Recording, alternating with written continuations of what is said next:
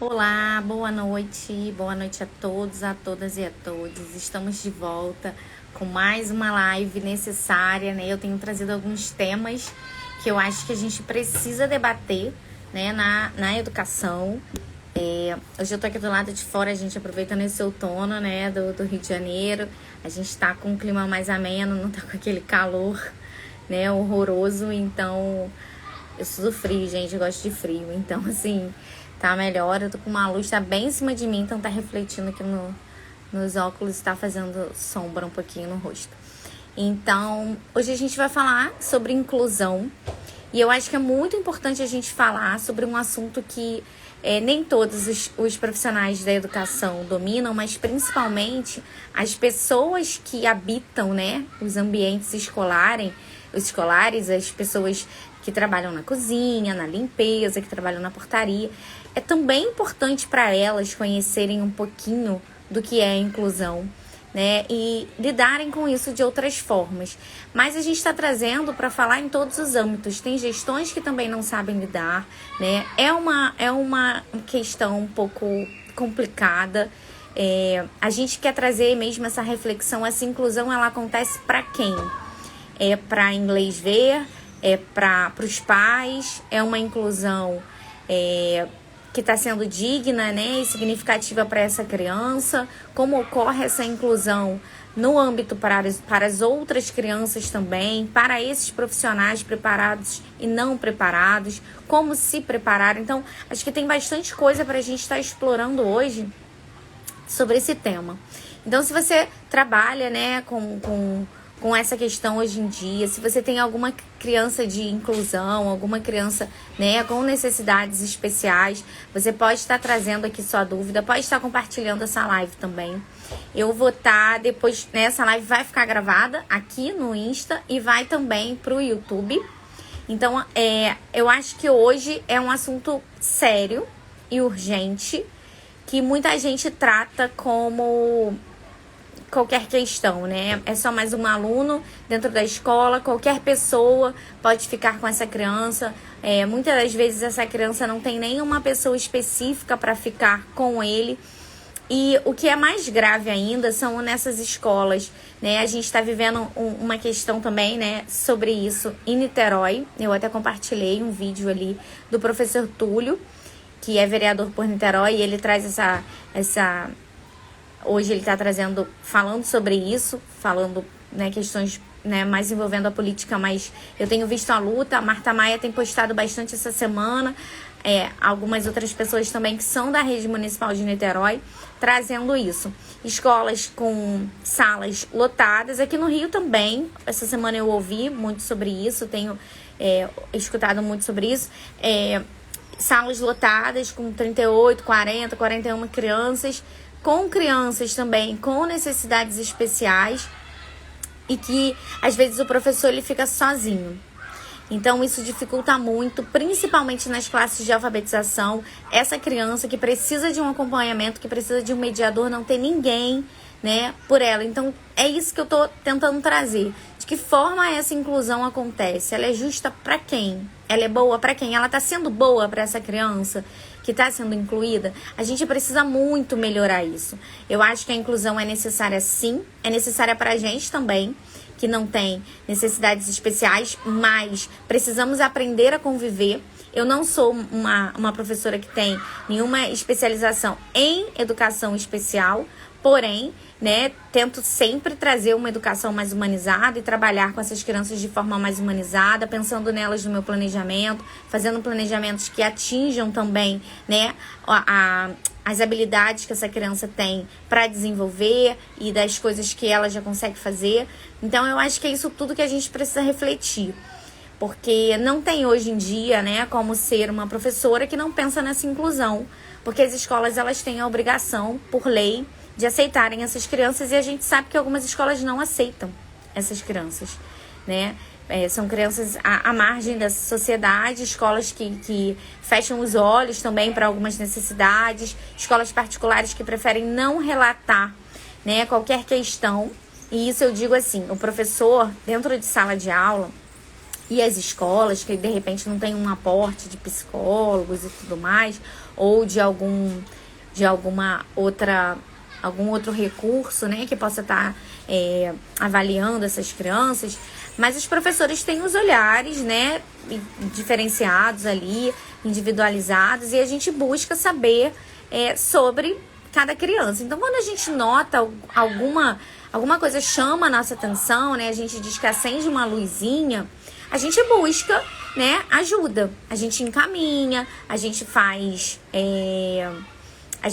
algumas solicitações, e é dessa forma que as coisas começam a acontecer.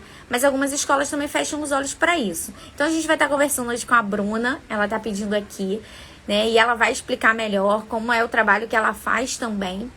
E a gente trazer luz um pouquinho para essa questão tão necessária do nosso olhar também, porque não adianta ser humanizado só no que a gente quer, né? Dentro de um planejamento perfeito, lindo, a gente precisa ser humanizado com todas as crianças. Então, vou aceitar aqui a Bruna. A Bruna está em desenvolvimento. É um dos Instagrams que ela também gerencia, porque ela também trabalha com a Mi, que já esteve por aqui também, falando sobre neurodesenvolvimento. E aí, Bruninha? Boa noite, boa noite. Estão me escutando bem? Estão me vendo bem? Eu tô te ouvindo bem. Você tá me ouvindo bem? Estou ouvindo super bem. Vou trocar aqui de lado só para essa luz não ficar essa luz não ficar atrapalhando a gente. Não, tudo bem. Acho que aqui vai ficar melhor. Se a Bruna tá em casa, ela tá aqui do lado, porque ela é minha vizinha. Eu vim para casa correndo com ele. Isso aqui é o retrato, né, da nossa vida, né? A gente chega em casa agora e troca de roupa e corre, prende o cabelo, porque a realidade, né, de trabalhar com a inclusão, de trabalhar com crianças é a gente ficar no chão, né? Eu falo muito isso. Só quem sabe é quem realmente vive a inclusão. A inclusão ela tem que ser vivida. E aí eu tô muito, muito feliz. Agradeço Carlinha. Carlinha é uma amiga minha de muitos anos e a gente divide não só os anseios da educação, né, de toda a parte de comportamento, mas aí temos uma caminhada juntos de alguns anos, né? Não vamos falar não, Carla, senão Nossa, há muitos anos. vamos... Bruna era criança, gente. Enfim, para vocês o tempo passa. Mas uma coisa que é legal é que a Bruna trouxe essa questão de dividir, né? E eu tava falando sobre isso, sobre as pessoas que a gente recorre. E a Bruna é sempre o meu socorro. E ela sempre, né, me ouve, me dá direcionamentos. Porque é assim que a gente busca, né? Então, assim, eu sempre sou muito grata. E também a Bruna tá disposta. Eu sei que a vida dela é muito corrida. E além de professora, ela é, né, multi.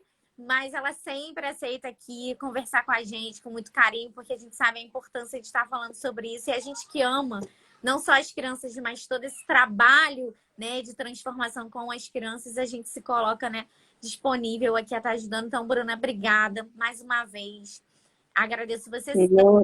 A Mi, né, que hoje não está aqui, mas também está sempre com a gente, que é parceira ona da Bruna aí na vida. E eu queria que você começasse falando uma coisa. Por que eu convidei você? Você, além de ser psicopedagoga, além de ser gestora, né, espaço que atende essas crianças, a Bruna já trabalha com isso há muitos anos. Ela tem essa cara de novinha, mas ela engana, gente. Ela mas ela engana esse peso que ela já é uma bagagem lá atrás gigantesca. E isso, assim, eu tenho muito orgulho de dizer que eu acompanhei isso, assim, vendo a Bruna crescer e no que ela se transformou e na pessoa que ela busca cada dia mais ser. Então, sempre falo isso, rasgo mó cedo aqui nas lives. E quando eu queria que você trouxesse também esse seu dia a dia dentro das escolas, né? Porque o que eu tenho ouvido muito, Bruna, a gente não trocou muito, gente, antes da live. A minha vida tá bem corrida também, Bruna também. Então, o que eu queria muito é que a gente hoje tem um cenário, principalmente, eu sei que na privada também, mas principalmente nas escolas públicas de crianças sem apoio. Não são todas, tá, gente? Eu sei que tem escolas públicas que são incríveis, que têm espaços incríveis e profissionais super dedicados, tá? Não tô julgando esfera pública e particular, não. Eu tô colocando nesse sentido do que eu ouvi, né, nessas últimas semanas, e trazendo para a Bruna, porque a Bruna também faz um trabalho dentro das escolas, né, de supervisão. Me explica um pouquinho como isso acontece. E se você quiser também se apresentar, tá, Bruna, falar de você, do seu trabalho, É, eu te conheci.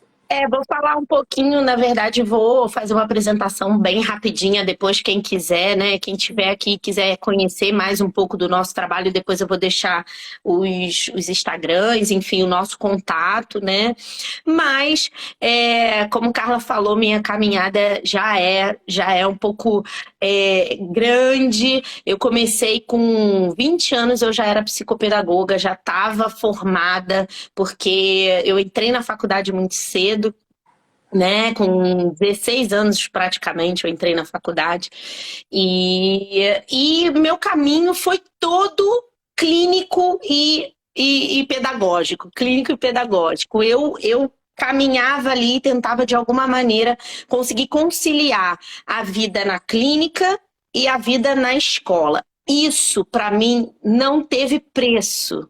Porque eu ralei muito, mas eu consegui ter um olhar de todos os lados. O lado da família, o lado da escola, o lado da clínica, né, dos profissionais que estão ali, né, nesse caminhar junto à escola.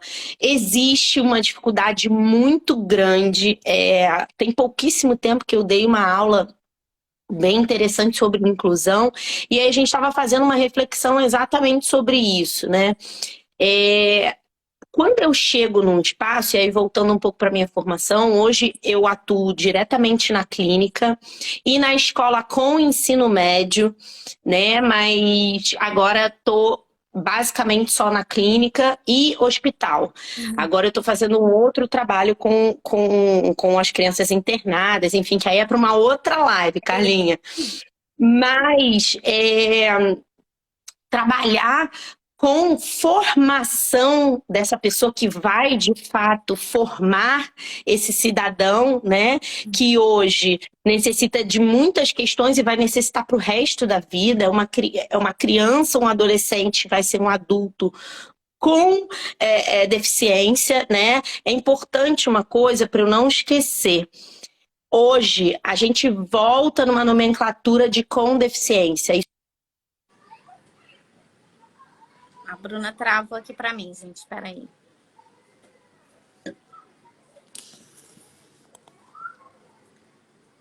Não sei se vocês estão me ouvindo. Que a Bruna travou, pode ser o meu também. Se alguém tiver me ouvindo, se alguém puder comentar. Se está travado para vocês. Travou dela, não? Ela saiu. Eu ia até trazer essa questão, ela vai voltar.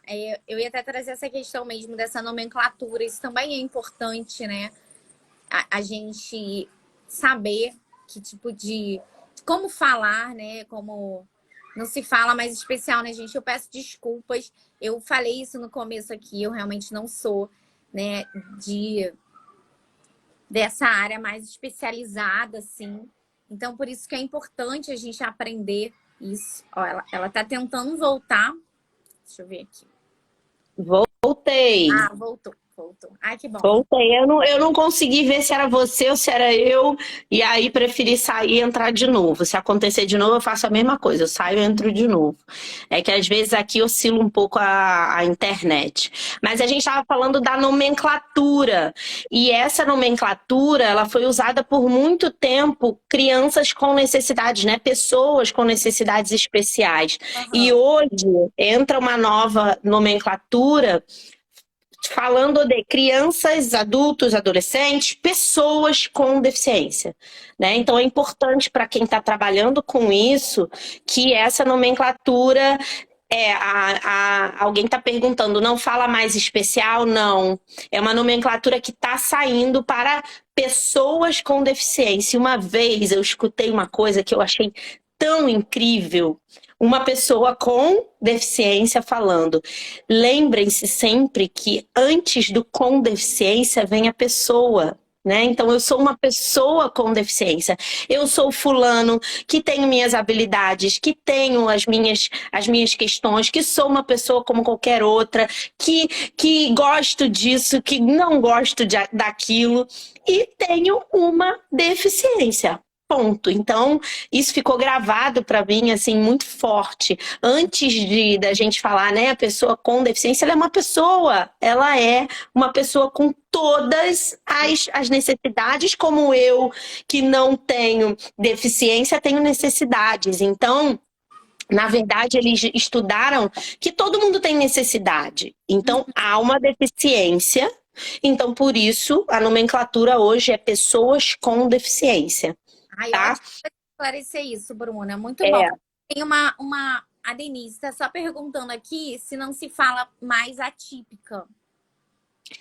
Olha, atípica é uma coisa que eu particularmente não uso, assim. Eu não gosto dessa palavra. Não tem nada dizendo para usar ou não, mas eu não curto muito.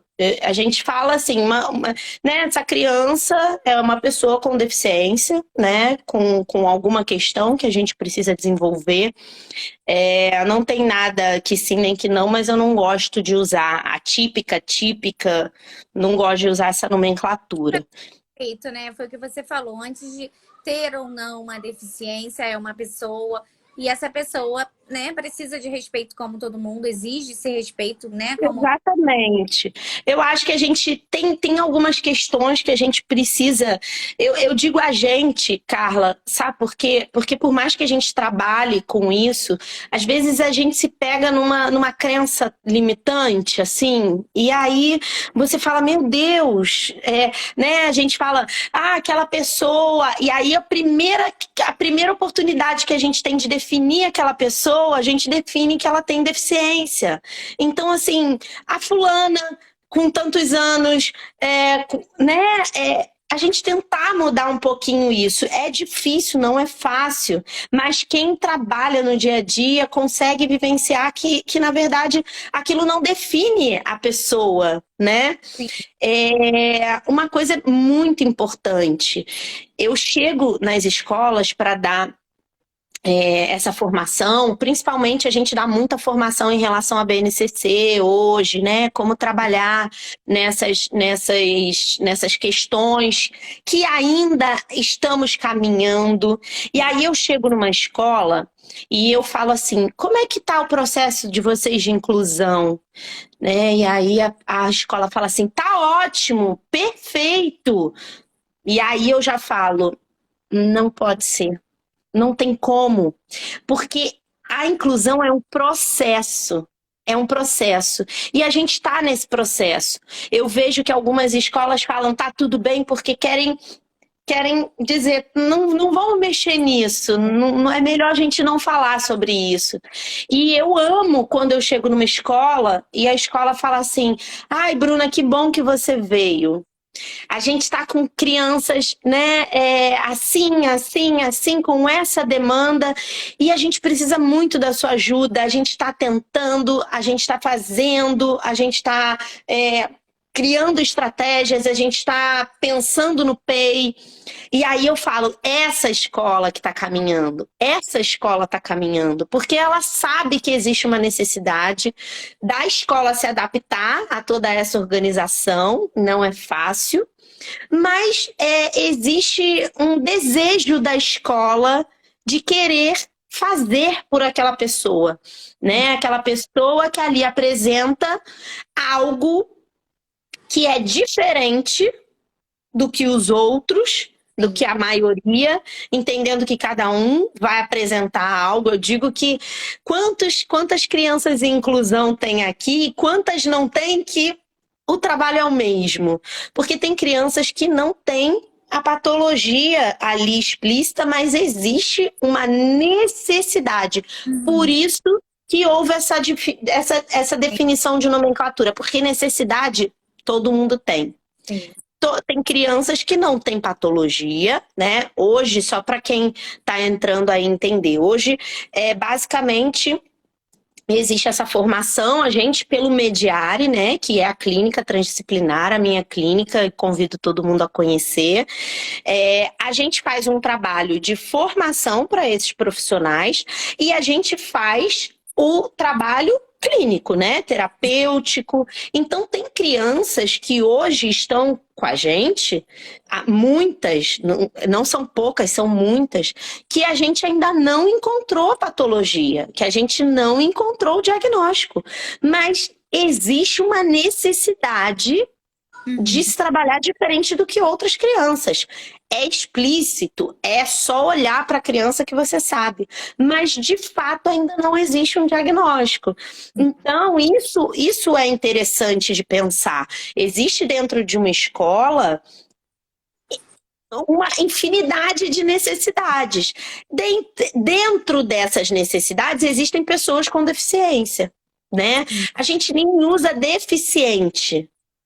Tá? São pessoas com deficiência, justamente para entender que antes de deficiente a pessoa é uma pessoa com tudo que ela vai apresentar, e aí que está o grande desafio.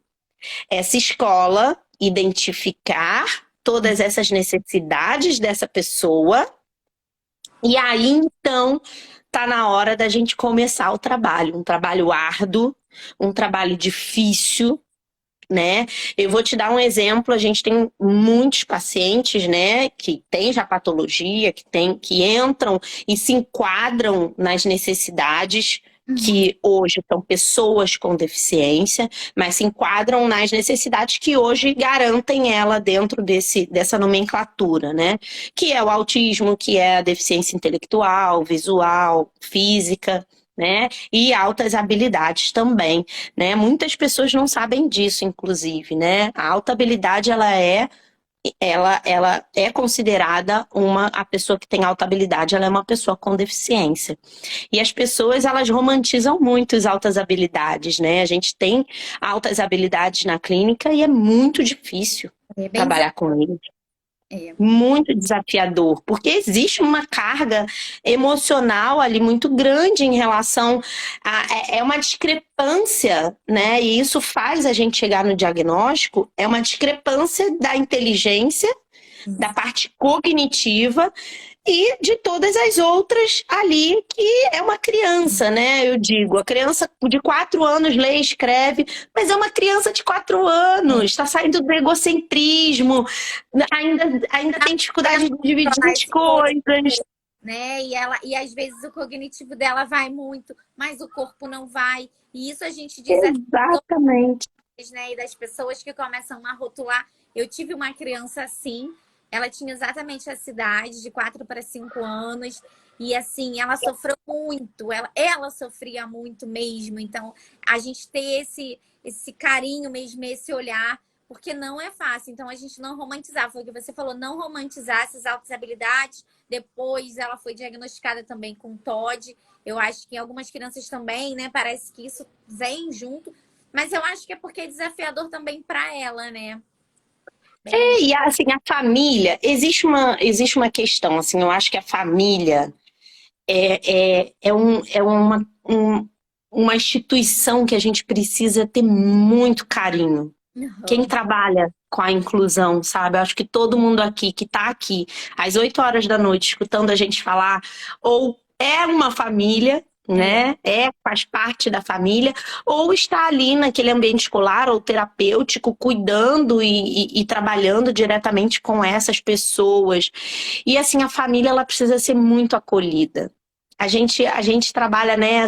Estamos aí há quase 10 anos com o Mediare, e a gente entende que quando a gente acolhe essa família, é tão mais fácil, é tão mais significativo o trabalho, porque muitas mães, pais, famílias de altas habilidades, por exemplo, acham lindo a criança ter alta habilidade, sem saber a dificuldade e a necessidade que essa criança realmente tem. Então, esse acolhimento, mostrar para essa família que tem o lado bom, como qualquer outro, né? Qualquer outra deficiência, qualquer outra coisa, qualquer outra pessoa tem um lado bom, e essa criança também vai ter. Mas existe deficiência. Porque ele está enquadrado. Existe, porque existe uma discrepância de questões dentro dele que isso vai fazer com que ele tenha questões principalmente comportamentais. Então, isso tem que ser visto. Então, essa família acolhida, a gente consegue...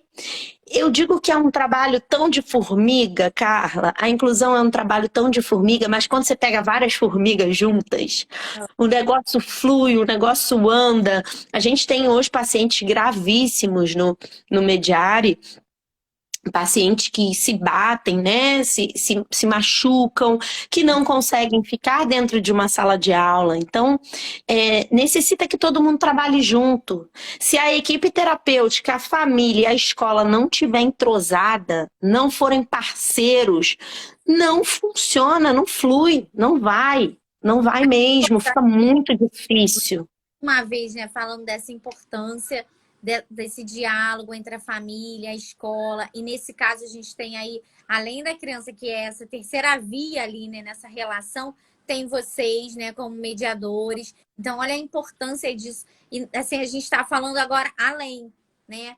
Porque se as crianças que não apresentam nenhuma deficiência, né, ou não tem nenhum laudo, ou alguma coisa que já, né, tem certeza do que está acontecendo, e a gente vai direcionar essa ajuda, né? A gente, que eu digo, vocês, no caso, né, dos especialistas, olha o além, né? O quanto esse diálogo é importante, esse acolhimento, essas famílias estarem participando. Porque quando a gente também traz essa questão dessa inclusão para quem, quando todas as famílias também compreendem as necessidades, né, de cada criança, e principalmente dessas pessoas que apresentam, né, deficiências e principalmente que ninguém é igual a ninguém. As nomenclaturas podem ser iguais, né? Ah, tá dentro do TEA. Ah, essa criança tem alguma questão. Mas cada criança é uma criança. E quando todo mundo participa, essa comunidade está envolvida, essa comunidade também abraça essas famílias que precisam tanto desse acolhimento. Eu acho que isso muda tudo. Acho que, na verdade, isso mudaria o mundo. Se a gente tivesse tanta empatia, assim, para perceber, né? Porque não é fácil receber esse diagnóstico, né? De um filho que foi desejado, que foi esperado, né? Que passou toda uma gestação. Porque a gente sabe, a gente não está menosprezando nenhuma criança com deficiência, mas a gente pensa nos desafios que essa criança vai ter. Exatamente. Eu acho que é essa sensação, né? O que ele vai precisar, o que eu não vou ser como família capaz de fazer por ele, que eu talvez não precisaria fazer por uma outra criança que não tenha algum tipo de deficiência. Então, acolher a família é o primeiro passo. Essa família, muitas vezes, eu digo muito isso, a criança com deficiência, ainda mais uma deficiência moderada para grave, a gente diz que essa criança, ela geralmente é muito feliz. Ela não tem compreensão daquilo. Então, o sofrimento, o luto, vem da família. E você... Eu pego um vídeo de um paciente, vou dar um exemplo, um paciente com síndrome de Down. Ele é tão feliz, e aí a gente pensa, nossa, ele precisa de ajuda, claro, ele tem realmente questões, necessidades, deficiências, mas essa família precisa muito da gente, essa família precisa ser acolhida, essa família precisa ser cuidada pela gente. Assim, quando a gente iniciou, Carlinha, a gente pensou, acho que a gente até conversou sobre isso com você numa live, a gente quis ser uma equipe transdisciplinar. E isso gera uma responsabilidade muito, muito grande, né? Eu tô vendo aqui, tem parceiros, né? A Ana, parceira nossa, pais de paciente, a gente assumiu essa responsabilidade, porque não se trata só da criança em si. Se a criança vem fazer terapia com a gente, essa família não é engajada nesse tratamento, não tem como trabalhar nada com 50 minutos de atendimento se essa família não muda seu comportamento, né? A gente fala que a terapia, assim como a terapia e tudo que se faz no setting terapêutico, ele está muito entrelaçado com aprendizagens, seja ela motoras, né, de atividade de vida diária na terapia ocupacional, de comportamentos na psicologia, de aprendizagem em si na psicopedagogia, na fonoaudiologia, na linguagem, tudo está ligado à aprendizagem. Então, se a gente parar para pensar na aprendizagem, a aprendizagem é uma mudança de comportamento. Não adianta você estar na sala de aula e não mudar o seu comportamento em relação àquilo que você aprendeu, porque senão você não usa, né? E aí, não adianta a gente trabalhar a criança na terapia se essa família junto a essa criança não muda seus comportamentos. E aí a gente não tem um resultado satisfatório. Sim. Né? Quando a gente está falando de crianças com necessidades, e aí entrando bem na pessoa com deficiência, nesse caso, que é o que a gente está falando, não que a inclusão não seja feita com crianças com qualquer necessidade, né? Existe uma diferença de nomenclaturas também em relação à integração, inclusão, que eu acho que tem que ser falada, né? Exclusão e segregação é algo que a gente não pode mais permitir dentro de um espaço, né? A gente não pode permitir que isso aconteça. A gente viu agora, eu não vejo muito a televisão, mas eu vi por alto, né, a situação da escola. Eu não sei nem te dizer a sensação que eu tenho em relação a isso. Eu acho que já ultrapassa o que a gente está falando, mas segregar e excluir é algo que nós, como profissionais, em qualquer lugar que a gente esteja, a gente não pode permitir que isso aconteça ou não estar nesse lugar, né? E eu acho que é de cada um. Eu jamais estaria num lugar que faz esse tipo de trabalho. A inclusão não é fácil, eu vou repetir isso, porque parece muito fácil, né? Ah, mas é fácil para quem fala. A inclusão é muito difícil, e quem acha fácil tem alguma coisa, tem algum imbróglio aí que não tá funcionando. A inclusão é muito difícil. Não tá tudo bem. Se você chega num ambiente que a pessoa fala que tá tudo bem, a educação em si já é desafiadora, né? Trabalhar... Exatamente. Já encaramos diversos problemas, como você falou, a parte particular, a escola particular, ela já tem muitas questões. Ela já vem ultrapassando dificuldades enormes, ainda mais. E se a gente falar da pandemia, então a gente vai ficar aqui dias falando. Hoje, o que está acontecendo é fora do que eu posso... assim, que a gente pode alcançar. Crianças, eu estava falando sábado com uma terapeuta nossa que trabalha numa escola pública, ela é diretora de uma escola pública, inclusive, né, a Isabela, e ela é psicóloga da nossa equipe. E ela falou assim, Bruna, a gente vai precisar pensar em alguma coisa, porque tá entrando criança no 6º ano, no Fundamental 2, que não sabe nada, que tá desesperador, piorou muito por conta da pandemia. Então, assim, é um assunto que a gente pode falar um pouco mais para frente, mas imagina, já é difícil, imagina o quão difícil está agora, nesse momento, para as escolas. E aí, escola pública que realmente necessita você sabe que tem um sistema ali que enfim, tem toda a dificuldade de funcionar. Mas a inclusão ela é muito difícil. E quem está aqui para fazer a inclusão, quem está disposto é uma pessoa muito iluminada. Eu digo muito isso, assim, a inclusão, eu não escolhi trabalhar com crianças especiais, na época, né, crianças especiais, e tinha aquela coisa de crianças especiais, aquilo estava num boom, e eu não escolhi. Hoje, pessoas com deficiência, eu fui escolhida. Exatamente. De fato, eu fui escolhida. E quando eu vi, eu estava ali. E eu não queria sair mais. Eu falei, não, é isso. Eu vou cuidar, eu vou ajudar, eu vou fazer, eu vou mudar. porque é a mudança de comportamento. Então, chegar numa escola e a escola dizer que está tudo bem é porque ainda não conseguiu incluir de verdade essa criança, né? O PEI. Ó, quem diz que é fácil não entendeu o que é incluir. Deixa eu Aí, é exatamente isso. mandar um beijo aqui para Simone, que também já fez aqui uma live comigo, uma querida aqui do Manaus. E eu queria só voltar aqui para a Ana Clara também, porque eu vi que ela entrou. E a Ana Clara, só para, né, clarear aqui o que a gente está falando. Eu já trabalhei, ela trabalhou numa escola que eu trabalhei, a Ana Clara é uma TO também.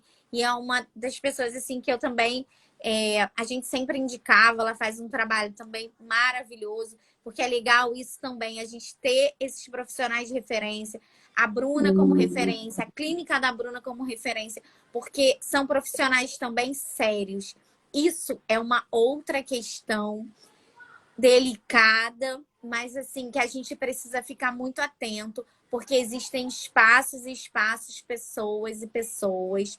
E eu já trabalhei, né? A Bruna sabe que eu trabalhei numa escola que a gente tinha muitas crianças de inclusão. Não é fácil, é um desafio, eu não digo que nem diário, é um desafio de minuto a minuto, por essa questão comportamental, pela questão, né, do que as outras crianças também estão vivendo, pela questão das pessoas nesse ambiente. Então, assim, alguns profissionais fazem muitas propagandas, fazem, né, às vezes um marketing é melhor do que o trabalho que oferece, não são sérios, tem muita gente caça-níquel. Então, assim, isso é muito importante, gente, porque eu acho que não tem nada pior no mundo do que você se aproveitar, né, de uma criança, mas muito pior ainda, de uma pessoa com deficiência, nesse mundo que a gente busca tanto ser melhor.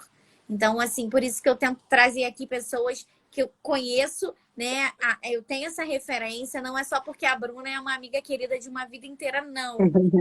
É porque eu confio no trabalho, porque eu sei da seriedade dela e da Mi, da profundidade dos estudos. Então, isso eu acho que também é uma outra questão. E por que eu estou dizendo isso? A gente, não sei, acredito que a Bruna está acompanhando, mesmo que não estão dentro disso, essa questão de Niterói, né? De que não tem pessoas para ficar com essas crianças. E aí, a gente também vive isso.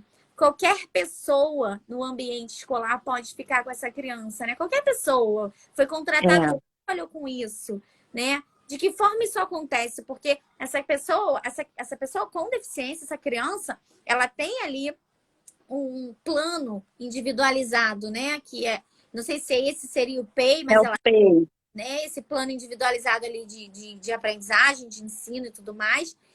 E de que forma isso acontece se uma pessoa que nunca trabalhou com isso, não tem formação, não tem, né? Eu acho que isso a gente vê acontecendo, né? É muito comum. Então, como é que você vê isso? Assim, o que ampara isso? O que a lei também traz sobre isso? Sobre essa quantidade de crianças também. Tem professoras que ficam sozinhas com todas as crianças, inclusive as crianças com deficiência. Então, onde a gente encaixa isso, até mesmo para as pessoas saberem onde elas podem recorrer, né, Bruna? Tipo, a lei prega isso e tudo mais. Assim, existe a gente já conversou com muitas pessoas, eu acho que são pessoas que têm muita vivência com leis, né? E que podem até falar melhor. Mas, assim, depois de tanto estudar, a gente percebe que é uma situação muito delicada, tá, Carla? É uma situação onde uma lei fica em cima do muro em relação à mediação, tá? A lei, ela vai dizer que essa escola, ela precisa dar conta, de uma maneira muito resumida, ela precisa dar conta daquela criança. Porque somos uma escola inclusiva e precisamos colocar essa criança para dentro, e não só para dentro, porque se for para dentro sem fazer nada, é uma exclusão. Eu posso estar excluída dentro de um ambiente que me incluíram, né? Mas a gente chama de inclusão excludente. Isso é muito sério. Muitas escolas fazem a inclusão excludente. O que é isso? Eu coloco para dentro, porque eu sou obrigada a colocar para dentro, fora aquele primeiro momento que a maioria das escolas dizem que não tem vaga. Existe muito isso ainda, né? Por quê? Porque existe uma falta de suporte. Existe uma falta de conhecimento dessa escola. Eu não estou me referindo nesse momento, né? Escolas particulares fazem isso, mas as escolas públicas, elas são obrigadas a receber, e muitas professoras, muitas coordenadoras, se a gente para conversar, elas falam, mas ninguém veio aqui, ninguém veio ensinar, ninguém diz o que tem que ser feito, é cada um por si, falta material. E aí já é uma questão que eu acho que entra um pouco na política, eu acho que é uma coisa que é muito delicada para ser falado, né? Então vamos aos fatos. Essa criança, por lei, ela precisa ser incluída de verdade, que haja inclusão. Essa criança, ela fica na sala de aula, ela tem nas escolas, aí eu digo nas escolas públicas, tá? Nas escolas particulares, algumas trabalham dessa maneira, outras não, mas existe a sala de recurso, né? Então essa criança, ela tem contraturno. Isso é um direito dessa criança. Muitas famílias não sabem desse direito. E quando chegam para a gente, né? Eu cheguei para terapia, tenho um diagnóstico, meu filho estuda numa escola pública, imediatamente eu pego o telefone e ligo para essa escola. Porque eu quero saber o que já fizeram e o que estão fazendo por essa criança dentro da escola. Geralmente até funciona bem na maioria das escolas, tá? Eu posso te dizer que isso vem muito forte agora. Há uns anos atrás isso já é uma realidade que está caminhando nas escolas, mas aí a gente teve a pandemia, isso dificultou muito, muito, muitas pessoas foram enxugadas, existe um imbróglio muito maior do que nossa capacidade de dizer, né? Mas essa criança, ela entra na escola, tá? E a escola, ela precisa, na verdade, trabalhar com essa criança dentro das necessidades dela, e as físicas, né, todo tipo de necessidade. Por exemplo, se entra uma criança surda, precisa ter um trabalho diferenciado para ela.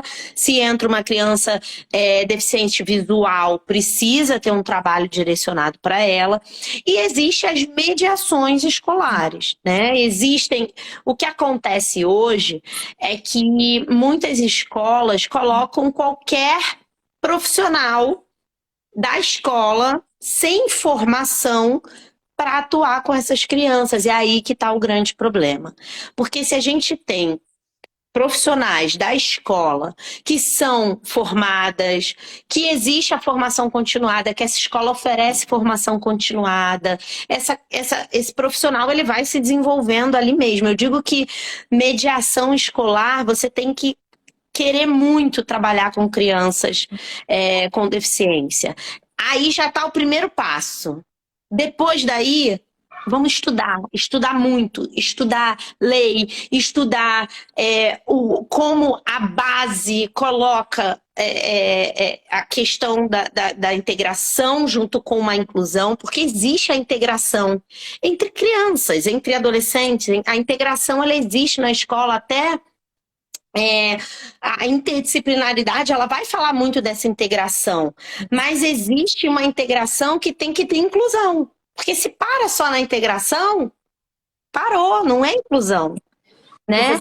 Então, importante também, porque você falou, né, das famílias, dos pais também saberem o que eles podem exigir, porque eu acho que, assim, a gente sabe muito pouco do que a gente pode exigir, né? Eu acho que a escola deveria ser pública para todo mundo, né, pública, ali, digna, de um ensino muito bom, porque eu acho que isso é a base da nossa sociedade e a gente vê tanta coisa acontecendo porque a gente não tem isso, mas principalmente exigir para essas crianças, porque já é um peso muito grande, né, já é uma rotina muito difícil, tem mães, né, às vezes não tem um apoio, um aparato da família, são as terapias. A maioria delas, inclusive, deixam seus empregos, deixam, né, se dedicam a essa criança. Então, essas famílias, Carla, elas muitas vezes chegam sem informação.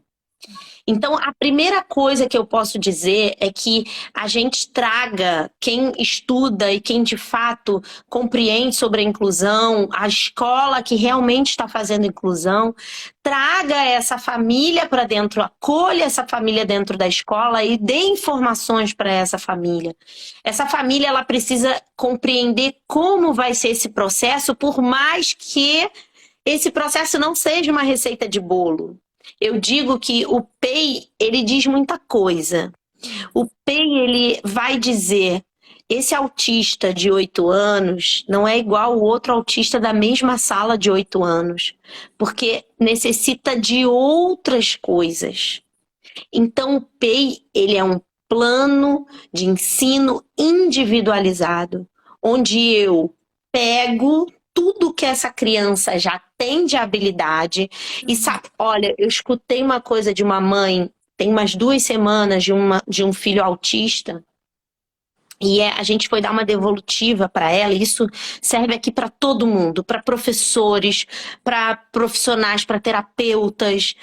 E aí a gente deu uma devolutiva para ela, e é uma criança, tá? Só para vocês terem uma ideia. Travou para mim, gente. Espera aí. Eu tô escutando bem. Tô escutando bem. Tô te vendo bem. Né? Que é uma criança e parou.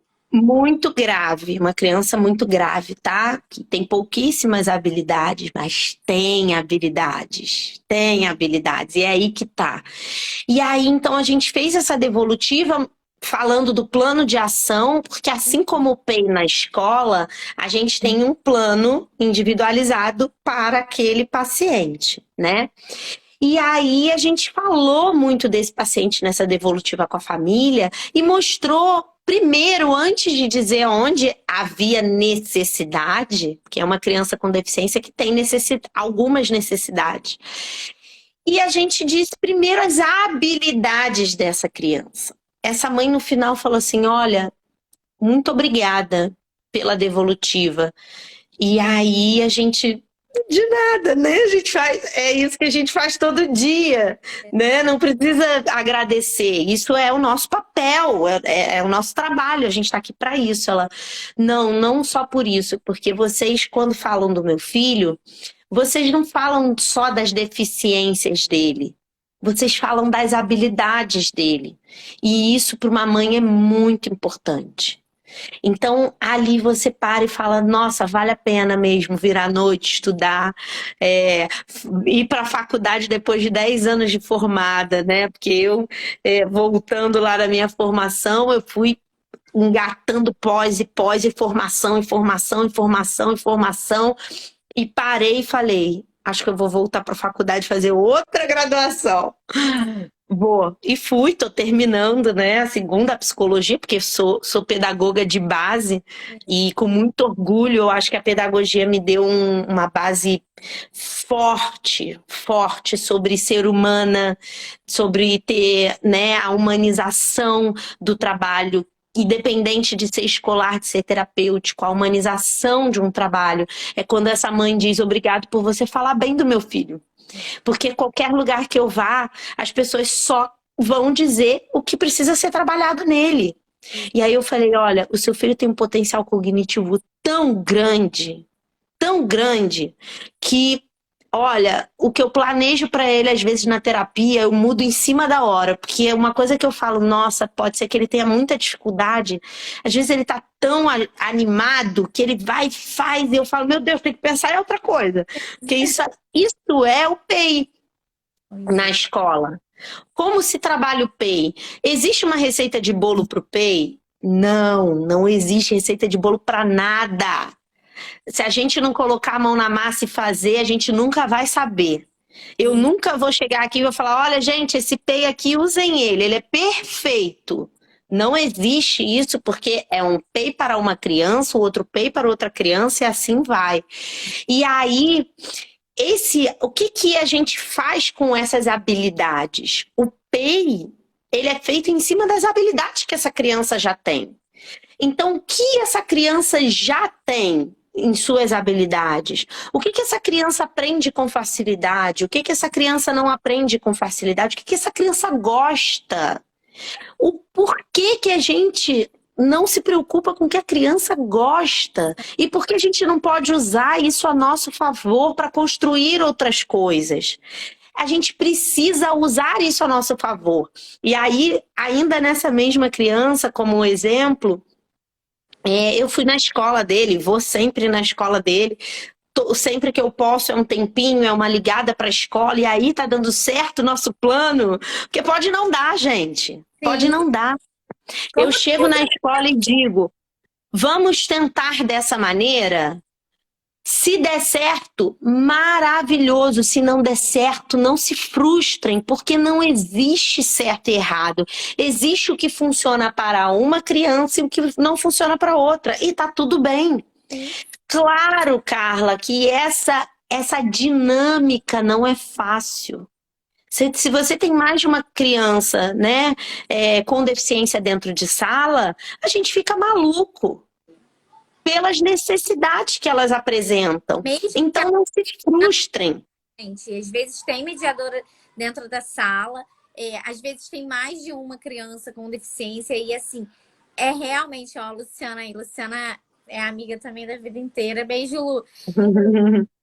Essa dificuldade ali de lidar, porque todas as crianças são diferentes, todas elas têm, né? A gente fala aqui tanto sobre esse olhar, mas principalmente essas crianças, além do nosso olhar, né, da nossa escuta ativa, a gente precisa se doar mais um pouco. Às vezes é complicado uma criança que grita numa classe de alfabetização, uma criança Claro. né? E a outra criança não entende, porque isso não é uma coisa que acontece, né? Ah, não acontece na minha casa, ninguém se bate. Mas assim, de que forma isso também contribui, Bruna, para essa criança nessa formação dela, né? Porque essa inclusão, ela é para quem? Eu acho que ela é para todo mundo. Ela é para todo mundo, ela é muito mais, às vezes, para quem está mediando. Eu digo que a mediação, ela não é do mediador escolar, né? E aí vem Fosten, que foi a nossa formação que mudou a nossa vida, né? Em relação de que maneira enxergar a aprendizagem, o quão você pode fazer pelo outro de uma forma totalmente humanizada, e ele vai dizer, mediador não é mediador escolar. Mediador é toda pessoa que media alguma coisa para alguém. Então, essas crianças que estão em volta dessa criança, né, com deficiência, ela vai aprender muito mais às vezes. Existe um equilíbrio, sabe, Carla? Existe um equilíbrio que precisa ser visto para a escola e é particular de cada turma, com cada criança. Então, eu digo, assim, esse paciente, dando o exemplo dele, ele ficava pouco na sala de aula. Por quê? Porque ele não conseguia dar conta, ele gritava muito, ele batia. É um processo. Agora é aquela construção, construir e desconstruir, porque a gente quer que ele fique dentro de sala de aula, mas eu também tenho que cuidar de toda essa turma. Eu não posso colocar os meus alunos em perigo. Sim. Porque esse aluno precisa se reorganizar. E é um processo. Agora, uma coisa que eu vejo muito, que eu acho importante a gente comentar, é que muitas vezes essa criança, ela está com uma mediação escolar que é uma vida paralela à aula que está sendo dada. E isso não é inclusão. Também acho. Isso não é inclusão. E aí, com esse paciente nosso, tô dando o exemplo dele que foi essa semana, eu vou pegando, mas tem iguais a ele, tem muitos com outras necessidades e cada um com as suas. Mas eu fui na escola, tive com a mediadora. Então vamos lá, mediadora, vamos pensar. Ah, mas eu faço esse trabalho com ele. Aí a professora, mas eu tô dando essa atividade que não tem nada a ver. Aí eu, não, peraí. Vamos parar e vamos pensar. O PEI, ele serve para quê? para a gente pegar o conteúdo programático, aquele lá, aquele plano de curso, aquele plano de aula dessa professora. Essa professora vai sentar junto a essa mediadora, sentar junto à coordenação, para unir os conteúdos. Mas, Bruna, aqui eu tô dando conjuntos, expressões de conjunto. E esse meu aluno com deficiência, ele não alcança, mas ele alcança conjuntos. Ele alcança pegar bonecos, animais e pegar frutas e fazer ele separar o que é fruta, o que é animal. Isso você pode usar desse recurso para trabalhar o mesmo conteúdo que está sendo dado em sala de aula. A intensidade, a complexidade daquele conteúdo é que vai ser visto se vai ser necessário mais ou menos de acordo com a necessidade daquela criança. Isso é fazer o PEI. A importância disso que você está trazendo, porque isso é até uma coisa que aqui no Manars acontece muito, de eu colocar uma proposta e a pessoa, ela quer fazer exatamente o que está ali. Gente, a gente precisa adaptar o que a gente tem à nossa realidade. Às vezes a gente não tem determinado material, até mesmo às vezes você tem um PEI super bem feito, mas você não consegue aplicar por vários motivos. Você não tem, né, o tempo, você não tem o espaço, mas você tem a intencionalidade de fazer aquilo dar certo. Então você coloca na vida dessa criança o que cabe também para ela, mas sempre com os desafios. Eu achei isso muito importante que você trouxe, porque eu acho que as pessoas elas acabam se fechando nesse padrão que não existe. Quem cabe sabe o que mais acontece? E isso é uma realidade, eu acho que todo mundo aqui que trabalha em escola vai concordar comigo. Isso acontece em planejamento. E o PEI, ele é um planejamento, só que individualizado, mas não deixa de ser um planejamento. Quando a gente dá formação para escolas, a primeira coisa que sai da minha boca é: se o planejamento de vocês é um planejamento engessado, a gente precisa parar tudo que a gente está fazendo para poder pensar no que a gente está fazendo.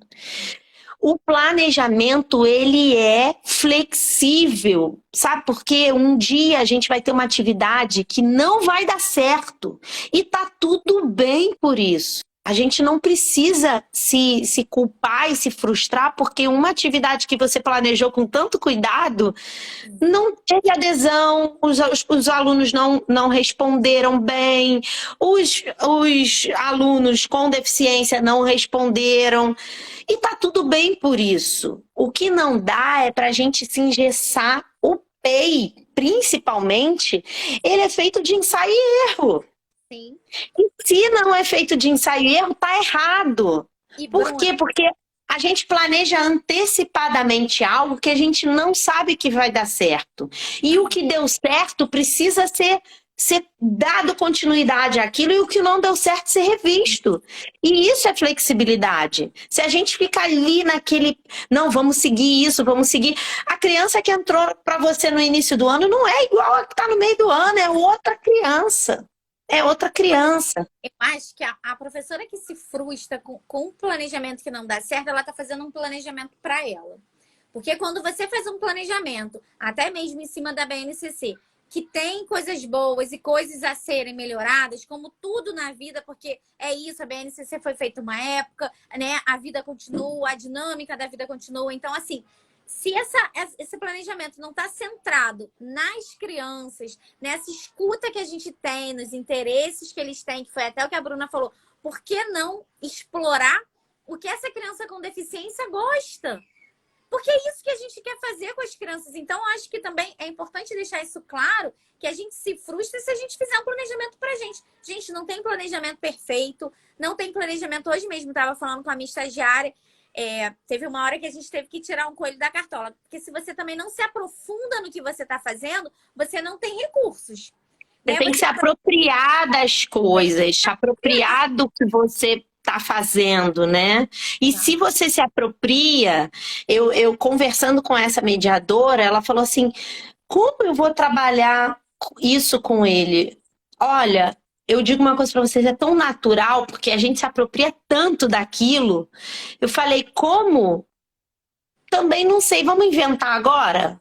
Então vamos lá. Professora, o que você vai dar amanhã? Assim, sem nada na mão, tirando o coelho da cartola, sem nada, sem nenhum recurso. Professor, o que você vai dar amanhã? Aí ela falou assim, eu vou dar... eu lembro que era ela ia falar sobre arte moderna. E eu falei assim, cara, que incrível!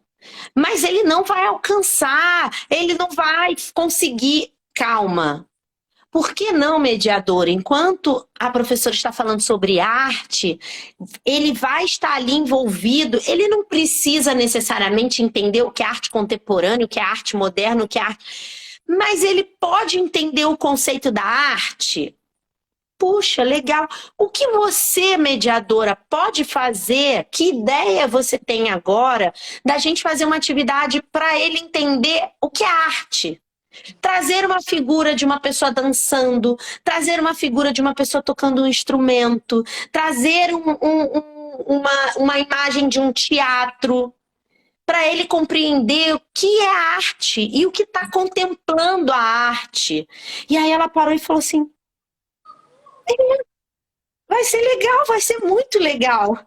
E aí eu falei assim, sabe uma coisa? Quando a gente faz uma atividade não para criança com deficiência e para todas as crianças, é tão mais legal, porque eu digo que qualquer criança quer atividades diferenciadas, atividades significativas, não é porque ela não tem nenhuma necessidade, uma deficiência e sim necessidade, que ela não quer uma atividade diferenciada. Por que que a gente não faz? Porque a gente fica tão engessado. Mas não é fácil não, sabe, Carla? A escola é uma correria muito grande, a gente tem que dar conta de muita coisa. A gente agora, depois da pandemia, tem demandas a mais do que a gente tinha, porque essas crianças, elas vêm com gap, elas vêm com lacunas, elas estão se arrastando há 2 anos em algumas necessidades que só pioram a dificuldade que ela tem dentro de sala de aula. Então, assim, não, eu diria assim que a inclusão, ela já é difícil. Agora, a sala de aula está muito difícil, sabe? A sala de aula está muito difícil, porque a gente tem muitas nuances dentro dela. Só que eu digo uma coisa, somos formiguinhas, e se cada um se organizar, estudar, se apropriar do que precisa saber... Eu acho que a gente, eu digo assim, eu estudo tanto, né? Mas não sei, digo que não sei nada. Eu digo que, para quem não sabe, né? Quem seguir a gente aí no Cérebro em Desenvolvimento vai ver que a gente respira a neurociência, né? A neurociência, ela contribui muito com isso, né? Eu acho que a inclusão e a neurociência, elas se complementam tanto, primeiro, porque a neurociência, ela me dá base, né, do entendimento do sistema nervoso. Eu estou falando de cérebro e estou falando que crianças com deficiências, elas têm algo no cérebro delas acontece que é diferente da maioria dos outros, né? Da maioria dos outros, porque nenhum cérebro funciona como o outro, nenhum. Todos somos diferentes. Se eu pudesse dizer, nós somos diferentes, por quê? Porque cada um tem um cérebro. Ponto. Podemos ser gêmeas idênticas, mas um cérebro é diferente do outro. Então a neurociência, ela vem contribuindo para a gente entender que quanto mais a gente estuda, mais a gente precisa estudar. Esse é o primeiro ponto. Depois que eu me formei na neurociência e me embarquei, né, há 12 anos a gente está embarcado na neurociência, inundado da neurociência, mergulhado na neurociência. A gente vive, Carla sabe mais do que ninguém aqui que a nossa clínica, ela respira a neurociência. Não é fácil trazer os fundamentos da neurociência para tudo, porque a gente quer trabalhar na evidência científica, a gente quer trabalhar no que realmente funciona, a gente quer trabalhar com base científica, evidente, mas a verdade é que não é uma receita de bolo, então a gente aprende a cada dia ali. E a neurociência ela vai trazer uma complementação que eu acho muito importante para quem trabalha com inclusão. Na dúvida do que fazer com essa criança, pense em todas as crianças. Criança gosta de motivação, de desafio, de coisa diferente, de aulas multissensoriais. Quando a gente entende que tanto a criança com deficiência, tanto qualquer criança, ela deseja ir para a escola para se divertir, para aprender, para ser feliz. E a gente pega ali uma atividade multissensorial que se tem uma criança que é mais visual, vai aproveitar. Se tem uma criança que é mais sinestésica, vai aproveitar. Se tem uma criança que é mais auditiva, vai aproveitar. Se tem uma criança com deficiência, vai aproveitar. Que ela não aproveite 100% daquela atividade, mas que ela possa estar junto aos outros colegas naquela atividade. Isso já é um grande avanço para essa criança. Então, quando a gente pensa que não é uma receita de bolo, que a gente precisa viver e viver ciente de que a gente vai errar, que a gente vai acertar e que a gente seja flexível para pegar esses acertos e transformar em mais acertos. E transformar esses erros. Não foi legal, não foi bacana. Puxa vida, amanhã vamos fazer diferente, porque vai dar certo. Uma hora vai dar certo. Eu acho que também você está falando uma coisa, eu ia até tocar nesse assunto mesmo. Sempre que eu vejo também pessoas que trabalham com as crianças com deficiência, eu vejo sim que parece que elas estão sempre tristes, exaustas, irritadas. Então eu penso, assim, você trouxe agora isso, né? Falando tanta coisa legal que dá pra gente fazer com as crianças. Todo mundo quer se sentir motivado, valorizado, ouvido, inserido. Isso vale para todo mundo, né? Você vê que todas as crianças, quando você faz alguma coisa, todas elas querem te mostrar um desenho, uma brincadeira. Hoje eu fiz um cordão de sequência lógica com eles de cores. Eles querem mostrar, eles querem tirar foto, eles querem fazer aquela participação toda. Todos eles. E por que a gente não valoriza isso com essas outras crianças que estão ali naquele ambiente e que parece que essas meninas que trabalham com eles, eu digo meninas porque eu realmente não conheço nenhum mediador, eu, Carla, tá? Eu conheço mediadores maravilhosos. Não, sim, eu tô dizendo, né, dentro da minha realidade, eu penso, gente, a gente pode fazer tanto para essas crianças, né? A gente pode se dar tanto, por que não estar feliz? Então, eu acho que assim, não é para você, não faz. Tudo bem, e tudo bem por isso, né?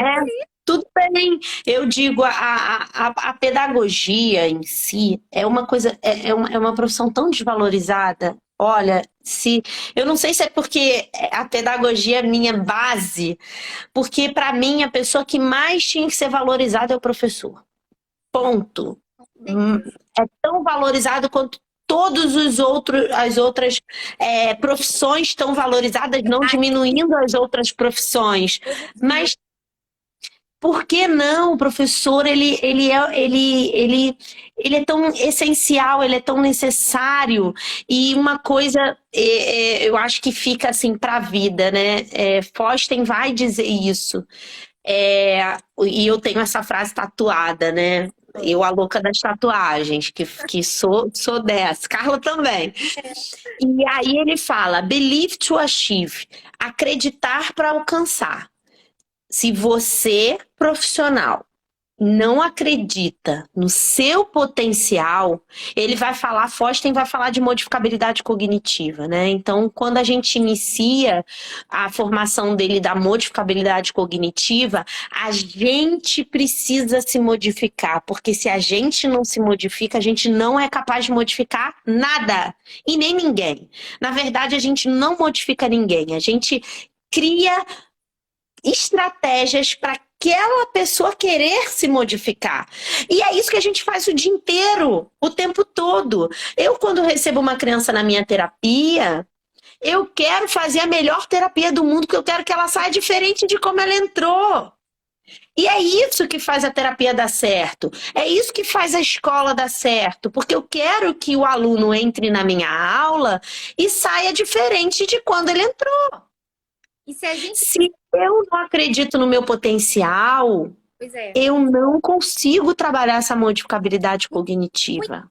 Isso para as crianças também. Se a gente não acredita, elas também não acreditam. Tanto elas, né, das crianças inseridas, como as outras crianças. E por que eu estou dizendo isso? Eu estou trabalhando um livro com eles. Esse ano a gente está trabalhando arte na escolaridade. E eu trouxe o Hervé Tollet, que eu descobri esse artista, eu estou apaixonadíssima. Estamos fazendo várias coisas. E aí, né, eu estou trazendo um livro. É um livro muito de comandos e tudo, porque, né, eu trabalho com inglês. E eu falei que a gente ia reproduzir esse livro para a gente poder trabalhar os comandos. E aí as crianças começaram a dar ideia do que elas queriam fazer. E foi tão lindo, uma menina virou e falou assim, eu acho que a gente precisa trazer materiais sensoriais. Ela falou assim, eles são primeiros materiais sensoriais, porque as outras crianças que precisam, elas vão poder utilizar isso e realmente compreender o que está sendo pedido. Então, assim, uma criança de 6 anos, sabe? Não é a gente que precisa aprender com elas. Elas precisam aprender com a gente. Claro que é uma troca, eu tô dizendo no sentido assim, poxa, a gente vê tantos adultos desmotivados, sem saber como fazer, e a criança ali, com toda a sua genuinidade, toda a sua inocência, mas toda a sua riqueza, traz isso pra gente. Então, se a gente não acredita, se a gente não motiva, se a gente não encara aquilo como ambiente inclusivo, que sim, gente, a vida é isso. Às vezes alguma coisa a gente está super concentrado e acontece uma coisa e a gente foge. Isso é a vida não segue um ritmo, né? Hoje o dia foi perfeito, olha, não aconteceu nada que me irritou, que me tirou do eixo, que me desorganizou, porque isso acontece. Eu acho que isso é a inclusão aí, porque ela traz muito da vida real, né? Eu acho que... Sabe uma coisa também interessante, Carla? Eu acho que quando a gente fala sobre a inclusão na escola, a gente fica muito preso. E não é uma culpa individual, tá? É uma culpa coletiva e, eu diria, de sociedade num todo, né? É uma cultura nossa. E aí eu digo cultura, né? Carla sabe, né? Da minha experiência em Reggio Emília, que veio muito ao encontro da neurociência e da questão da modificabilidade cognitiva, né? Estudar cérebro me fez compreender que a inteligência e o que a gente espera de um indivíduo não necessariamente está voltado a conceitos que ele aprende durante a vida, e sim a maneira que ele tem de resolver problemas. Isso está no nosso lobo frontal, isso é resolução de problemas, isso é função executiva, e o que eu mais vejo são crianças que são, né, encharcadas de conceitos, de aprendizagens, de conteúdos, e essas crianças que são adolescentes e depois são adultos, elas não conseguem resolver problemas, serem flexíveis, terem plano A, plano B, plano C e resolver problemas. Então, hoje, quando eu pego um PEI para fazer junto a essa escola, porque eu, como equipe terapêutica, eu tenho que estar presente nesse momento. Sim. Porque eu preciso mostrar para aquela escola o que eu consigo ver no setting terapêutico de habilidade, porque é ali que a gente vai trabalhar, em cima da habilidade daquela criança. E aí eu digo para eles, eu quero trabalhar conteúdos, mas eu quero que ele resolva problemas. Isso, para mim, é tão mais importante, porque qualquer outro conceito que vier vai ser bem recebido. Sim. O problema é que a gente precisa, e isso não é só para a inclusão, isso é para todos os nossos alunos. Quando a gente pensa que eu preciso. Vou dar um exemplo para vocês, tá? Sistema monetário. Alguém aqui provavelmente está na fase, lá no ano escolar, de ensinar sistema monetário a essas crianças. Eu, Bruna, professora que vou ensinar sistema monetário, eu vou fazer a aula mais multissensorial possível. Vou montar uma feira dentro da minha sala. Porque eu quero que todo mundo fale, nossa, feira, vou sair, vou na feira com a minha mãe. Porque eu quero que ela saia daquele muro da escola e pegue o que ela aprendeu e vá resolver a vida dela fora dali. Porque feira dentro da minha sala de aula é fictícia. Mas eu quero que ele vá na feira de verdade. Isso é mudança de comportamento. Então, quando eu falo de uma criança, ainda mais uma criança, né, com deficiência, eu quero que ele saia daquele muro da escola e faça algo de diferente. E faça algo de diferente do que ele fazia antes, né? Então, existe a necessidade dos conceitos, existe a necessidade de conteúdo, existe.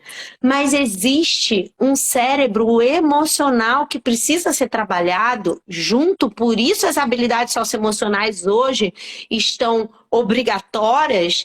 Eu digo que quem nunca trabalhou com habilidades socioemocionais nunca esteve numa sala de aula. Pois é. Né? Porque hoje a BNCC ela diz, você vai trabalhar bem ou mal, você vai trabalhar as habilidades socioemocionais.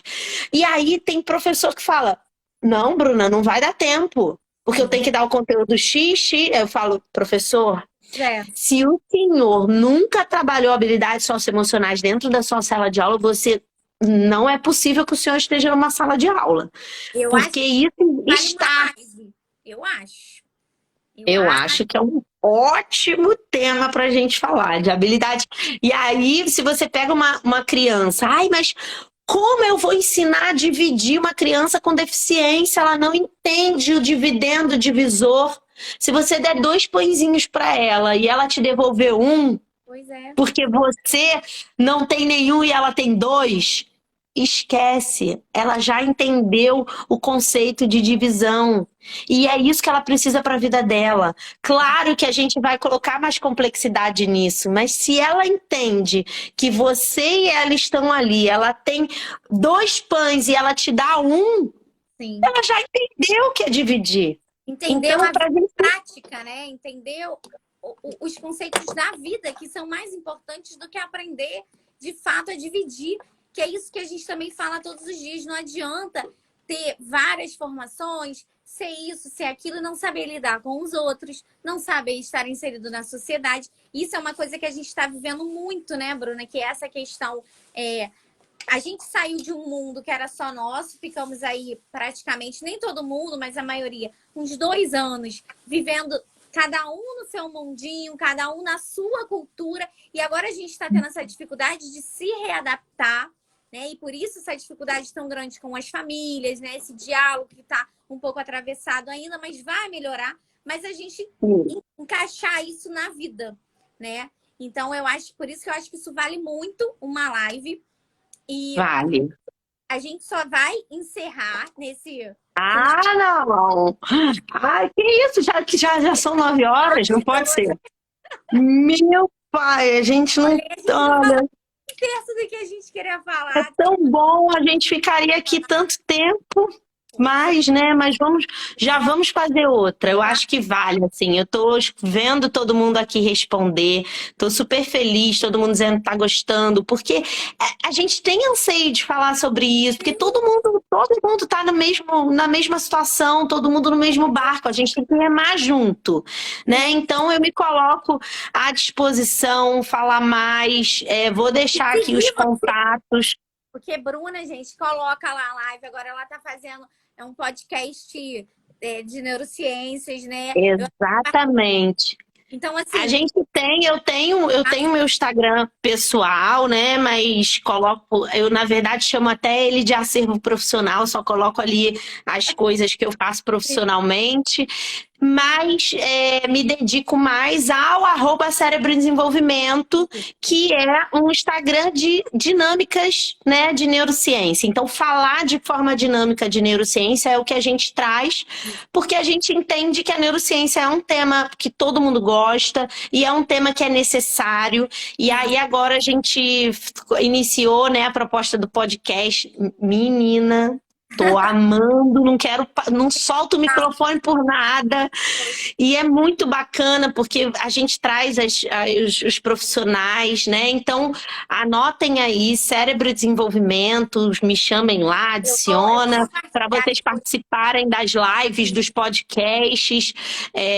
E se Deus quiser, rapidamente a gente volta, né, no Manarse, que eu tenho um carinho enorme, esse Instagram e essa pessoa por trás dele, que é uma pessoa que troca muito comigo. E a gente gosta disso, né? A gente gosta de dizer, pelo amor de Deus, não tô conseguindo, me ajuda, me salva. É isso. Quando diz que tá tudo bem, é porque tem alguma coisa errada. Então fica essa reflexão para todo mundo.